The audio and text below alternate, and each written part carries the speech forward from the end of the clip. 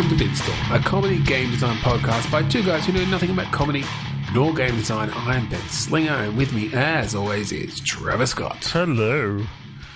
Oh, and he's doing his Kermit voice. Nah, I'm not going to do that. Whole episode in the Kermit voice. Get fucked. No, we just did a little bit of a warm-up, and I tried out a new voice. And he's cracking me up with it. It was pretty funny. Yeah, so we're going to play some Click Pitch today, and again, short episode. Sorry for those people who like the longer episodes, but... Yeah, but sticking with the half-hour format for a little bit longer, just to give ourselves some time to work on some other things in the background that hopefully will come to fruition, and we'll get to listen to them in your and ear if they holes. don't, then... 1,000 episodes, Bitstorm. If they don't, we're cutting down to 10-minute episodes. Okay, so Click Pitch. That's a game where we've each got a random word generated in front of us, and on the count of 3, 2, 1 click, we're going to get a couple of words, jam them together into a game design, and see what we come up with. So let's do it. Genetic dependent. Ooh, key consequent. Ooh, a genetic key. Yeah. Ooh, I like that. I like that a lot. So are we talking... Is it? I'm kind of now with genetic and key. I'm sort of thinking Buffy season 5, where the little sister comes in, Dawn, and she was the key. She was the key. Yeah, well, but and with whether you could take that it's like it's a living key that is your child. Of some sort. Yes, I think so.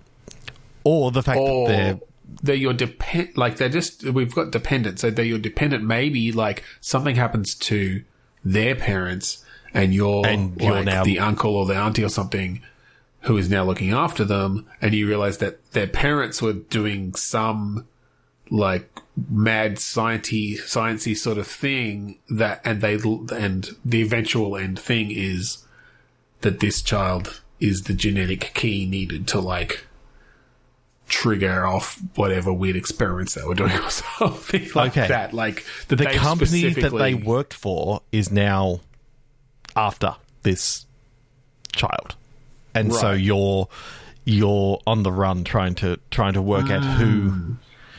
Yeah. So it was one of these, immoral capitalistic science company who is essentially doing like some sort of genetic engineering sort of thing. Both the parents worked there, and they realized that like they actually didn't want this getting out and being used, whatever they were being forced to build. And so they used their own child because it's the only way they knew how to do it to keep this particular sequence safe. Yep.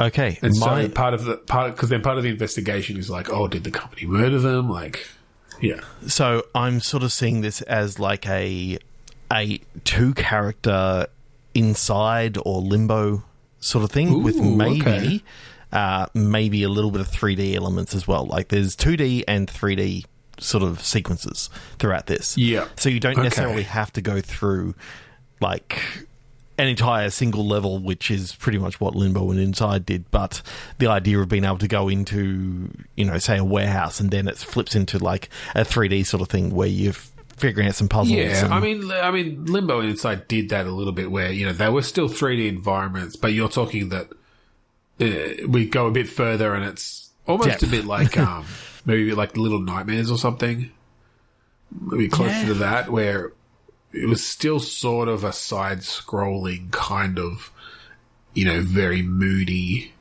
ambient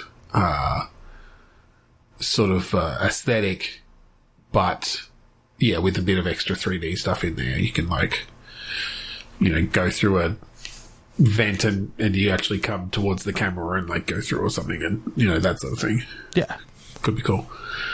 Okay, that's a really interesting way to take it, because I feel like usually we would have just gone down like an adventure like a heavy rainish route maybe or something. But yeah, okay, I like that as sort of because that then sort of implies moving through environments much more like in a fairly linear fashion, but having puzzles to solve. You're on the run. You can get people close behind you. You just make it inside the warehouse and block the door, and they're now trying to make their way in while you're trying to make your way out. And so you said two character. Are you thinking co-op, or are you thinking like switching, or are you thinking one? I'm thinking like switching. I'm not thinking like, if you remember Brothers, how that was a twin stick and you control two at the same time. I'm thinking that it's sort of like an escort quest thing. Except, well, that was the other thing I was going to say. Maybe a bit like in Ico or a... Yeah, but with, segments where you do actually get to split apart and you have some of those fun... One must hold the switch for the other one so that the other one can get through, and then they can somehow work out the puzzle to get the other one through this area by holding up the door or whatever it is.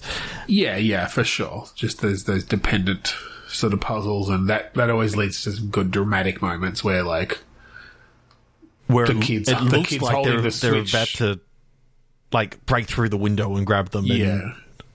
Or maybe that happens at one stage, and the next level is you're trying to get out of this little room to get out there and take out the All right, so what if then? Because then to bring in the genetic stuff, I think at some point you obviously find out. Oh wait, she's the key. I've just endowed the child. That's okay. I was thinking of endowing the adult as an aunt sort of character. Yeah, so well, that's a good dynamic that you don't see very often. So the niece, you're gonna find out that she's this genetic key. I think then you can bring in things where you're somehow using that key, or maybe with the right trigger, whatever work they were doing, is triggered in her. I'm almost thinking she hulks out into some sort of super soldier kind of thing, and that's the way you solve certain puzzles, right? Just make her a little bit angry, or make her cry, like in It Takes Two. And... Well, I'm almost thinking you need. I'm thinking you need. It's probably specific spots. Once you start getting into the kind of the science lab sort of sections, you start finding these, machines or whatever that can irradiate her and trigger off the genetic code that's buried in her, and for a short amount of time she's all powerful and can just knock guards away and take bullets and things. Okay, I'm thinking this is going to be the game for the day. I mean, yeah, perhaps we'll see how far we go. But so I'm not done yet. My intro. Or the first level of the game, I'm picturing that she's in her apartment, the niece is in the bedroom listening to something on her iPod, and gas canisters come through the window. Yep. As part of an actual sequence that is shown, she goes grabs the niece by the hand, pulls her out, and the iPod is dropped onto the ground. They kick open. She kicks open the door, and they go down the stairs. And that's your first level. As you're going down the stairs, they come in. You see the elevator doors open in the background, and people are coming through. And then it's basically you exit out into an alleyway, and then you're going along the alleyway, and that's sort of where the chase actually sort of begins. Yeah, I like that. Essentially, just it's kind of not quite a cold open, but just you don't know what's going on yet. Kind of Inside, where you're just on the run from the cars and all this sort of stuff, and you can have that sort of thing of the cars pulling up and lights going. That's what Inside did really well, where they did use the 3D. Even though you're controlling only on a 2D plane, you have all stuff happening in the background and, in the foreground and stuff as well, really giving it that depth. I can definitely see that working well. I mean, I can imagine she comes out into the alleyway, and because I can imagine the alleyway going sort of horizontal across, the whole camera sort of flips, and you now seeing them running along that 2D. You can do that sort of spin around kind of thing to hit different angles. Yeah, kind of like a Fez, but you can't control it. Like it just essentially locks to the plane that you're running along. But I can also imagine there being some actual 3D areas where you sort of see a top-down view and you can sort of run anywhere within a 3D area. Yeah, potentially. And I mean, that could work for certain puzzles and stuff. But I like that opening. And I think you maybe run to, and you find help from someone pulls you into a building and it's like someone you know. Yeah. And you get a bit of exposition. Yeah, but I think a dialogue tree or something, perhaps. Or were you heading towards everything is implied kind of? I do like the everything is implied sort of thing, because that was something that was so awesome about Inside, that everything was kind of didn't matter what language it was, because there was no language all the way through it. It's sort of like you can sort of even just see on a TV in the background the aunt's picture and the niece's picture, and a sort of a police-looking thing, and it's like, okay, these people are wanted, and they're wanted by the police, and that sort of thing's easy to get across. I just wonder how you get across this child's parents are dead, and she's the aunt is her guardian, and she maybe has a genetic code inside her. True. I mean, obviously that bit comes later, but I mean, that's fine. You don't necessarily need to do that. It doesn't need to be explicit that this is her aunt. Like, if people assume it's her mother or older sister or something, whatever, and then maybe you can put little signs in there for what the sort of true story is. In part of it, you see like a mother and a father who are wearing white lab coats with this daughter standing between them in a photo, and it's sort of like that is actually it could her even parents. Be there in that first cutscene that you said, right? Like, if that's more of an actual sort of 3D cutscene, like going through the space a bit before it pulls all the way out to the view that you actually start playing from, as the canisters come in, then that could certainly give some so I'm thinking fully foreshadowing 3D and some fully 3D backstory. Characters. Stylized graphics, like not fully realistic, but and not fully cell shaded, but it's sort of like that. Not necessarily cell shaded, but just simplistic. And I'm almost tempted to go like no face, except that makes it harder to explore the emotion. Yeah, I think if you can go kind of simplified. I think going the Ashen. Could you see? If you remember Ashen, that came out by Annapurna, that was too simplified in the face. I think you need something there, but it can't be as simplified. Yeah, I mean, Inside was very silhouette has features. It does need to be about the silhouette a lot. I mean, I guess if you do something like Inside, Inside's completely faceless. It's hard to find that in between, I think. Yeah. But, and you end up relying on the body animation to really get the emotion across, which is fine when you've got good animators, or motion capture actors or whatever. So that's probably all right. Or you stylize it a bit and have simplified sort of cartoonish faces almost, but, or just eyebrows or something. Yeah. Okay. So the level, I think the points that you want to go through is running out of the apartment into an alleyway. Yep. Running out onto the street, moving along. You get waved into a shop by a shopkeeper. Yep. He helps keep you safe for a little bit, and maybe even sends you down into a tunnel that is underneath his shop. That gets you out a little bit further into like a warehouse district. You're heading through the warehouse district where the cops all of a sudden turn up again, and you start getting the feeling, well, maybe maybe the player is starting to think, okay, they're being tracked somehow. Like, that's how they know where they are. Yeah, and you might have to be a bit more obvious about that. Perhaps they, like, specifically find the girl, like, you're doing a puzzle where you're sort of split up or something, and you're separated, and it's the girl that they find, and then you get away, obviously, but it could be a good way to sort of say, it's her they're looking for. You could even just play with the beep beep beep sort of thing, and the track is getting closer and closer, and you hear this beep beep beep beep beep beep just as they get right on. It's like, and they take her away. Yeah. When you finally get outside, I think that's where you have the Hulk out moment, and like.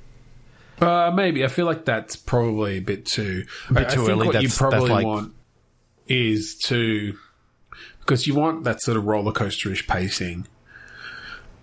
And so I'm thinking maybe they're trying to sneak into the company or into the labs or something to, figure out why they're after them, or to get something that the parents left, or find their files or something. Yeah. And so that could have some good stealthish, sort of puzzle-ish aspects. Ooh, I'm wondering if there's a necklace. I wonder if there's a necklace, and like the company thinks that it's actually the necklace. So they take the necklace off the girl, off the niece, and so they expect that that's the thing that was the actual key. Yeah. Whereas when you get to when you actually get there, it's like maybe you've stolen the necklace back. Well, because then you can show some like if you get to their lab, you can show diagrams and stuff. You can, you manage to get into the files that the company hasn't or something because I don't know, the password or whatever, and then you see like pictures of their daughter and diagrams of DNA and and then. So I think what happens there is both of them are captured, and they're both in separate cells. And from then on, you play the niece that they don't realize she's actually like she's now been activated or whatever because you press the thing. Well, I actually kind of like that. Rather than from that point playing the niece, you do get separated. You're both captured or just she's captured. And then as the aunt, you essentially find... Like, I'm thinking maybe there's some sort of device that sends out a radiation thing that is going to trigger her. And so you have a bit where you're by yourself and doing some more stealth stuff. Bring it back this device. Activate it near where she is, and she just, like, hulks out and busts out of this... And then the next part of the game is you're playing as the niece and... Just smashing through the labs and... Yeah. And then right at the end, the aunt and the niece sort of get back to, like, both exit separately or whatever. And then they happen to, melt down the entire laboratory and make it out to, like, a cabin in the woods on the edge of a lake or something like that. If you just wanted it to be fairly short, then that could be the end. I was kind of thinking... it would depend. You could certainly add more in there where the hulking out just became a mechanic then that you can use at certain times. Essentially, if you found like a power source, then you can power this thing up and get out of certain jams. Because I was also thinking that it could be interesting, again, with the sort of pacing thing. You've gone through this big thing, she's hulked out, she comes back down, and then for the next section, you're having to like carry her, like she's completely passed out, she's completely wiped out. And now that's part of the challenge is, I need to be able to, get her and I across this lake or whatever. What are the different sorts of environments that they have? This roaring river. Yeah. And I can't leave her across here with the lab scientist that I've got chained to me because the lab scientist. So lab scientist will do. I have to leave her here and take the lab scientist over to the other side, and then leave him there chained to a tree, and then cross back over. It's that whole chicken fox. Cross back over with the amulet because you can't leave that with him. And, and you can't leave the device with the niece, otherwise she'll play with it and set it off and accidentally hulk out. Hulk out. Do you think hulk out is like a trademarked verb Anyway. Cool. Let's move on though. That was really okay. We can fun. move on. We got through the whole thing. Yeah, I feel like that was really cool. I really enjoy that. Like, yeah, look, I like that style of game. I feel like it can be really evocative and interesting. Actually, really makes me want to play Inside again. Like, I was thinking that too. I'm like, I think I will install that and play through it again. After I finish, fucking as if I don't have enough games to play. Dirty Active. Flipping alcoholic. Okay. Is this... So I'm sort of thinking the trope of like the washed up, maybe sort of military guy or something who is being brought back to active duty. Yep. Doesn't have to be military. Maybe we go the other way. Maybe this is like a heist. A washed up acrobat. Yeah, sure. Could be whatever, really. I'm thinking from the flipping, he's dirty, washed up, kind of alcoholic, and you're putting together like a heist crew. Well, a team is putting together a heist crew because I think... A team is putting together a heist crew and you play the acrobat. And you play the acrobat. Who's continually jonesing for a drink. Well, I don't know. I don't know if I want to make that alcoholism too much of a gameplay thing. I think that's probably better as a backstory thing, and that's fine. Like that can come in as part of that. From a gameplay point of view, though, I did kind of like the idea of not quite co-op control, so I'm not trying to make it that difficult, but very like I'm just picturing having to make your way through lasers and stuff, and you're literally having to like, all right, spread the legs, lean that way. Okay, now I'm on that leg. Kind of put the, or the sort of like I think in one of the Oceans ones where, okay, you like climb out of the cabinet and you're having to like balance on things to not touch the floor. But, across all these things, like I could see that being quite, and almost acts, elements of, was it, Getting Up with Bennett Foddy or whatever? Just you could have very precise sort of leaning control in that game often, if you're using that, whatever big fucking sledgehammer or whatever he's using to drag him around. Though, like a mixture of all those sorts of things where it's about this very precise movement through an area and balance and stuff.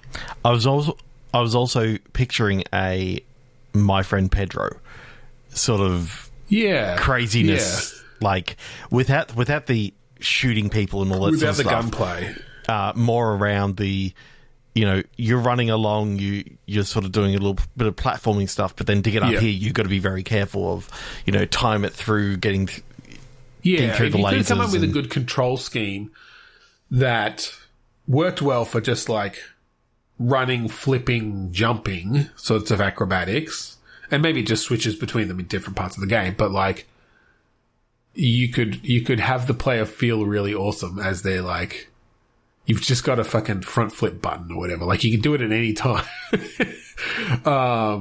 But if you do it at particular times, you can do like a handspring leap over a hole or whatever. Like you're just really feeling like this acrobatic character. And then I'm imagining if you were running up and then the laser came out, you could slide underneath it, kick yourself up, do a handspring up onto the wall, flip backwards, and yeah. With a good animation system and good animators, like I could see that feeling just really good. And then you've got these sections where, okay, these ones are actually about going slow and about balance and about figuring out where your limbs are going in a sense. And then, you like almost an I Am Bread sort of thing of having to work out. Yeah. I don't know if you want to make it difficult, I suppose, or just, sort of like that, I suppose. Yeah. I'm sort of thinking side-scrolling, like in that My Name is Pedro kind of way. Oh, yeah.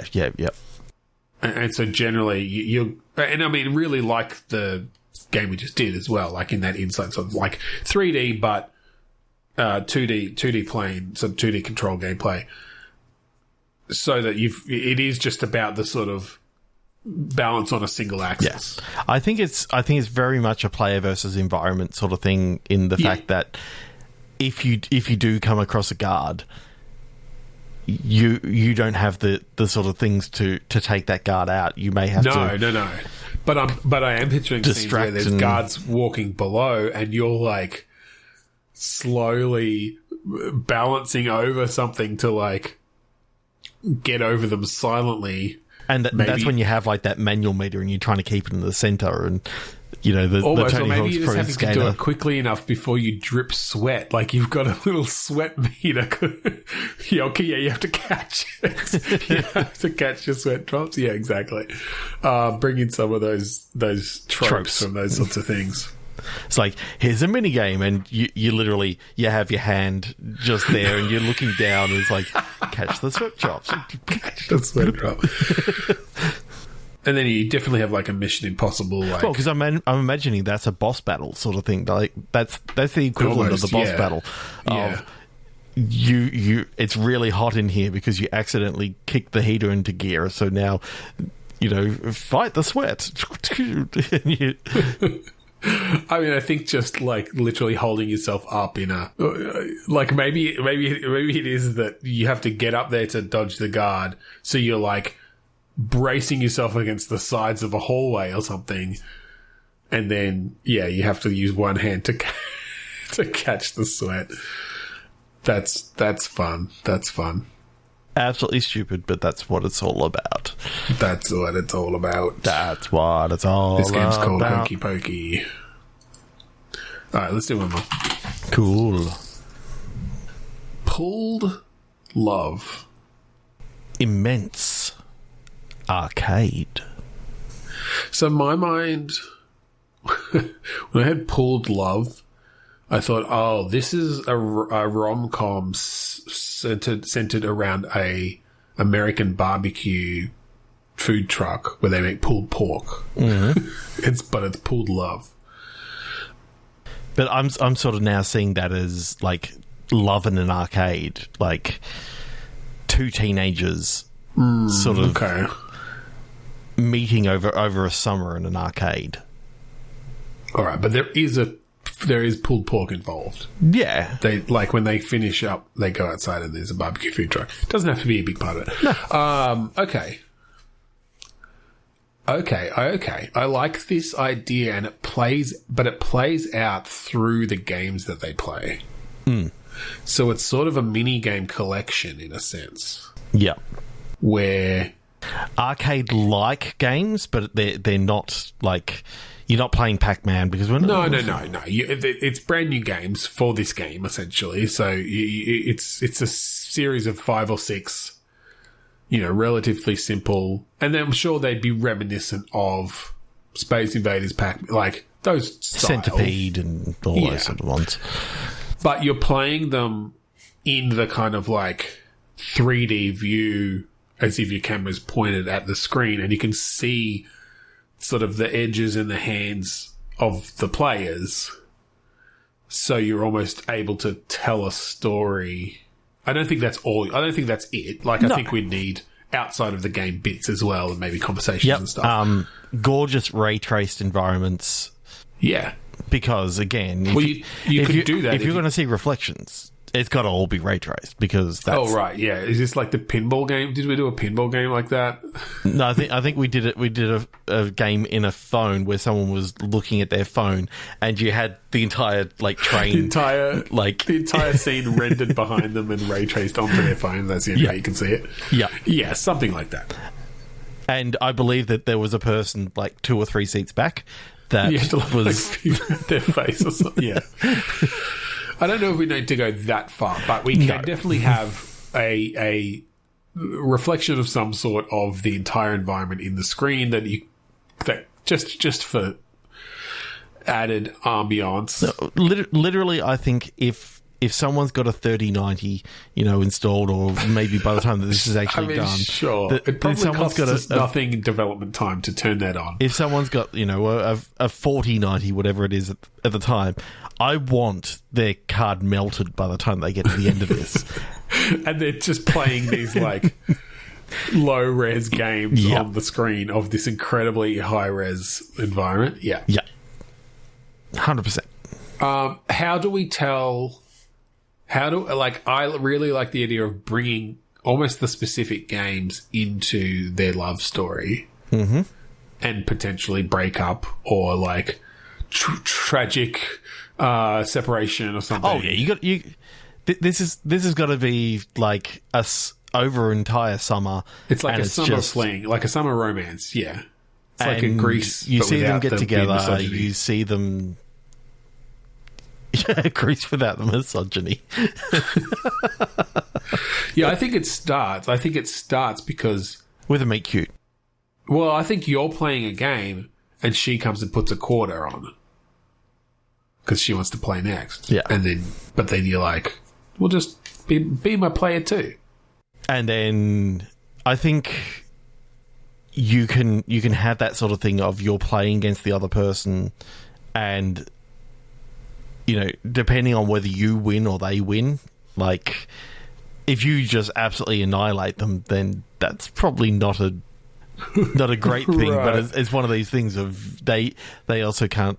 Yeah, I think that could just be. I actually feel like this is sort of relatively linear, but you could have sort of slightly branching things, even just reactions and stuff too. Yeah, whether she beats you, you beat her, and you know, I'm sort of just picturing, just through animation and stuff, even seeing that relationship grow. It's like, oh, you finish a game and, like, she gives you a little push on the shoulder because you beat her or whatever, and it's sort of friendly at that point. But then, like, you're playing the next game and literally while you're playing, you're seeing their hands on the controls, and at one point, like, their fingers touch and linger, you know? You get those sorts of little moments happening. But of course, if you're focused on the game, you don't see that as much. Maybe you can choose to, like, not touch the controls for a bit, and, like, you might lose, but you also end up, like, touching, you know, grabbing her hand or something, or, yeah, whatever it is. For some reason, my mind just went to, okay, she absolutely trounces you and she just flips you off and she goes, you fucking suck. And yeah. And that's the end of the game. Like, oh, that's it? No, I think from just a banter kind of way, I think that works. When they're having a fight, that's when you're actually playing like a Street Fighter like game against each other. You know, you've had a disagreement and you're having that sort of. And then the last game that you play it's a single player game. Yeah. So there's got to be controls. What? That's 4 games. There's still 2 sets of controls, maybe. So there's 2 sets of controls, but no one comes and plays. Well, maybe the other one is just broken. Like, oh yeah. There's an out of order sign on it, on that set of that joystick. That's cool. Band-Aid over the coin slot with out of order written in ink. Yeah, over the 2p coin slot. Yeah. I'm picturing that one as like a bubble-ish sort of game, maybe. Yeah. Because you could have some sort of like heartbreak theme in there almost, or something like that.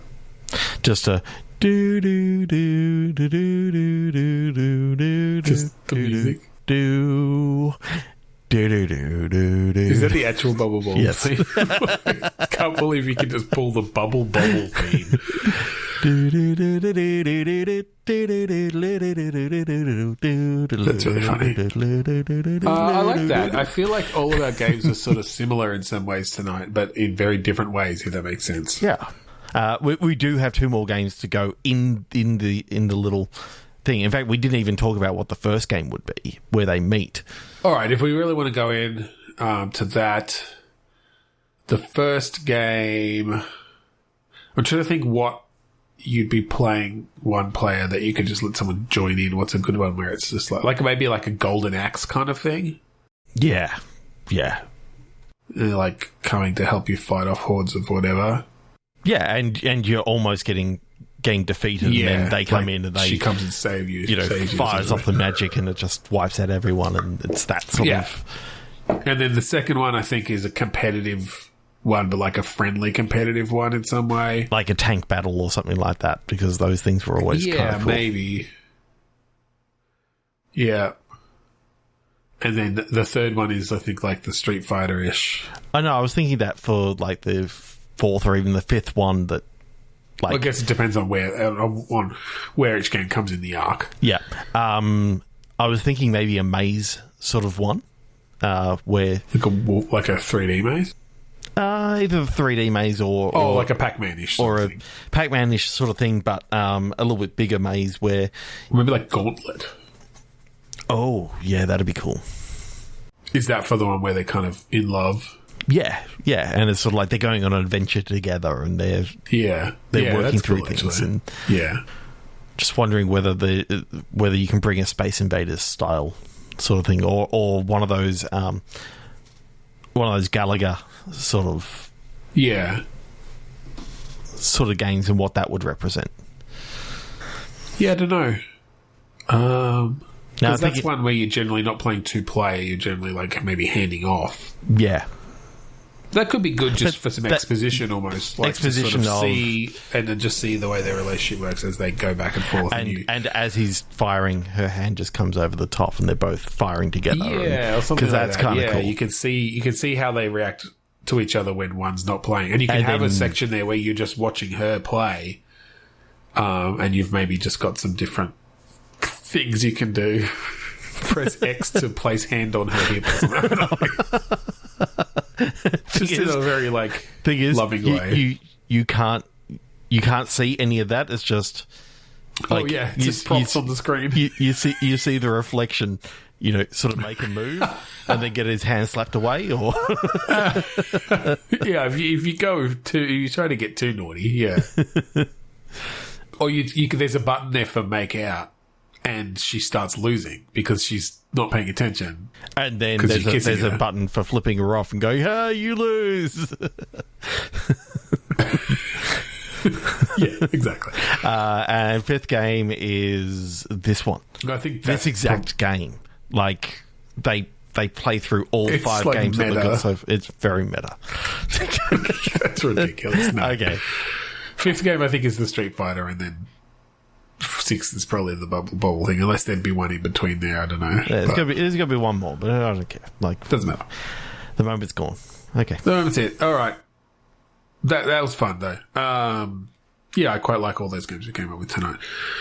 And hey, we've got like an extra 10 minutes, so you're welcome, listeners. What can we Bonus say minutes. except you're welcome? So thank you again for joining us this week on Bitstorm. If you want to find all of our previous episodes, go to podchaser.com/Bitstorm. They're all there for your listening pleasure. Shoot us a review. Let us know what you thought. If you like the song that we play at the start and end of each episode, that is called Mount Defiance of the album Containment Failure by the band Kuradust. Find it at kuradust.bandcamp.com. Yeah. So thank you again for joining us this week on Bitstorm. I'm Ben Slinger. I'm Trevor Scott. And I hold the key to hulking out. Punch.